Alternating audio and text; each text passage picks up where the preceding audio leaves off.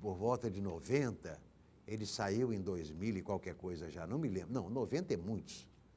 Olha, são tantos os livros que eu traduzo que eu me esqueço. Mas, na ocasião em que traduzia esses contos, eu... Não, 2005 é a data de saída, portanto, eu devo ter trabalhado com isso em 2004, 2003, talvez. Eu aí fiz questão de reler Orlando na tradução magistral de Cecília Meirelles. Foi um dos estratagemas que eu usei, porque eu pensava assim, Cecília, como Virginia Woolf, tem uma ligação com a literatura simbolista, com a literatura da Belle Époque, né? Não digo isso tirando o valor de nenhuma das duas, mas eu achava que elas estavam mais próximas no tempo como linguagem do que eu, que a minha linguagem já está muito distante. Então, reler Orlando na tradução de Cecília Meirelles me ajudou muito a formular a minha própria linguagem neste livro dos contos. Essa é uma estratégia que eu sempre uso ao traduzir. Se traduzo, por exemplo, Swift, como traduzir, né, eu procurei ler autores portugueses do século XVIII. Eu lia, na ocasião, para tentar me ambientar, me familiarizar com aquela linguagem. Acho que é um recurso muito bom. Quem está traduzindo Dickens, por exemplo, né, se ler autores brasileiros do século XIX, vai enriquecer o seu vocabulário para ser mais fiel ao original. Tem uma pergunta da internet que vem de Porto Alegre, do Tomás. Ele diz que a tradução de Mrs. Dalloway, feita pelo Mário Quintana, não é nenhuma maravilha. E o que o que o senhor acha dessa tradução? Eu já ouvi ressalvas, mas infelizmente eu não posso responder, porque eu li Miss Dalloway no original inglês. E nunca, ao contrário da tradução de Cecília, eu nunca li a tradução do Quintana, de forma que eu não sou a pessoa abalizada a opinar. Perguntas? Você falou do tom, da diferença do tom das línguas e da delicadeza de cada língua. E uma coisa muito específica da Virginia Woolf é que ela é muito pomposa de um jeito irônico. E que eu acho que é uma coisa que, geralmente, nas traduções não fica claro, porque tem que usar um português pomposo para isso e é um problema. E outro problema muito grande em traduzir ela é a coisa do ponto e vírgula, que ela usa de um jeito que também não é comum traduzir isso. Eu tive que dialogar muito com a editora. Este livro, não sei se você conhece, é cheio de ponto e vírgula, é cheio de travessão e é cheio de palavras pomposas, porque eu concordo inteiramente com a sua análise, é perfeita. Eu, quando trabalhei com a Virginia, tive exatamente esta sensação. E me lembro que, por exemplo, comentava com o Tomás ainda há pouco, enquanto esperávamos o começo do evento,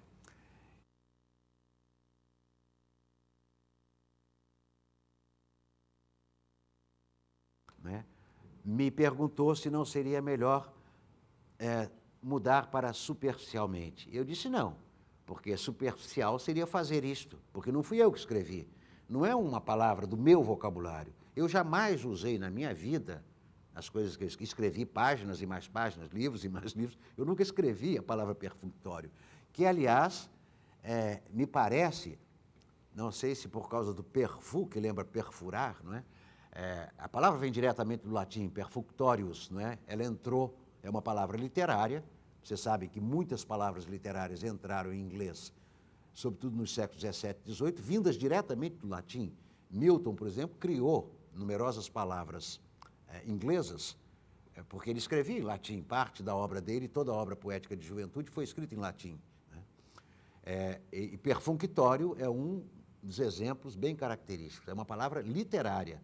Nunca foi falada pelo homem do povo na Inglaterra. Mas as palavras literárias também existem, né? E existem, sobretudo, para autores como Virginia Woolf, que adorava, por exemplo, Walter Pater, que é um escritor de um preciosismo extraordinário, o auge do vitorianismo, e ela gostava muito daquela prosa pomposa, floreada dele. Então, quando eu escrevi perfunctoriamente, e outras palavras assim, que estão aqui no texto, e foram conservadas, felizmente, porque a editora dialogou com o tradutor, não me impôs soluções, né? E me ouviram. é que eu acho que isso tem que ser conservado.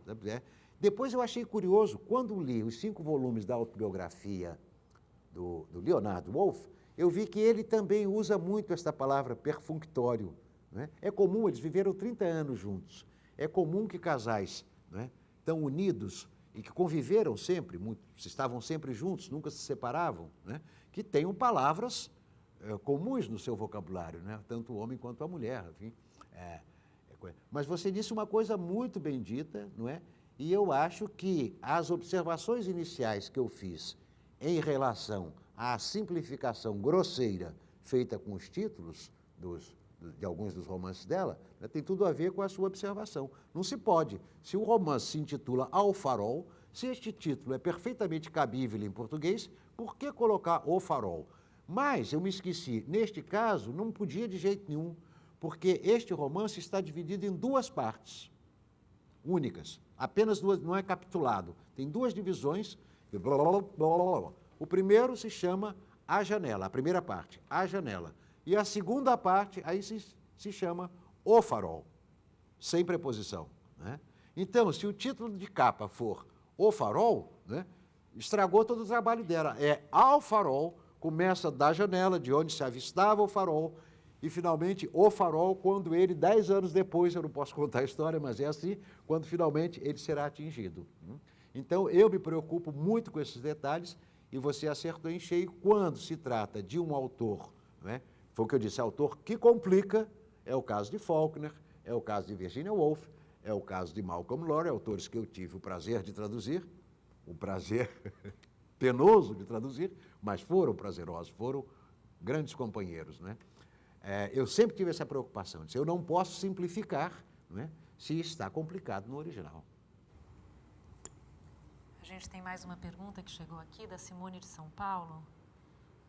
Qual a principal obra da Virginia Woolf e se essa obra está traduzida para o português direto do inglês? Sim. Bem, eu considero Orlando, para o gosto de hoje, é preciso também considerar isso, não é? Os livros, eles não são absolutamente estáticos, não é? Eles vão mudando ao sabor dos acontecimentos. Eu traduzi este livro aqui, por exemplo, As Memórias do Abade de Choisy Vestido de Mulher, né, porque eu achei que isto, embora seja um texto do começo do século XVIII, que ele diz alguma coisa muito interessante para a nossa própria época.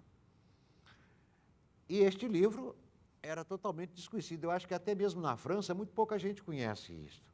Não é uma coisa que esteja nas livrarias. Eu, para encontrar a bibliografia de que eu me servi para fazer essa tradução, eu tive que pesquisar muito. Comprei livros antigos no interior da França, em pequenas cidades do interior da França, na Bélgica, né? Foi um trabalho muito grande.